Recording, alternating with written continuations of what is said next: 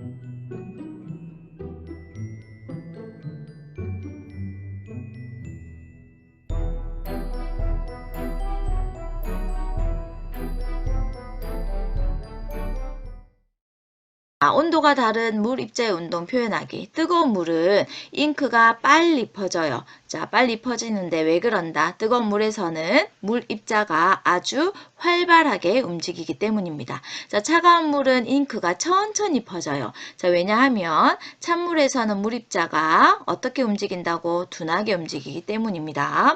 자, 선생님이 그러면 표현을 했을 때 뜨거운 물은 꼬리를 이렇게 많이 달았고 차가운 물은 이렇게 꼬리를 좀 적게 달았지요.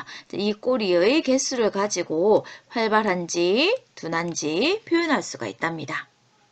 자, 교과서 267쪽입니다.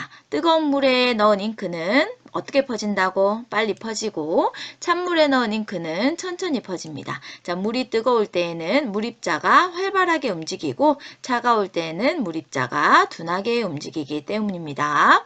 자, 다음 문단 볼게요. 우리 주변의 물체를 구성하는 입자는 어떻게 움직인다고? 끊임없이 움직입니다. 끊임없이 운동을 합니다. 자, 물체를 구성하고 있는 입자의 운동이 활발할수록 물체의 온도가 높아요. 자, 그리고 물체를 구성하는 입자의 운동이 둔할수록 어떻게 된다? 입자의 물체의 온도가 낮답니다. 아시겠죠?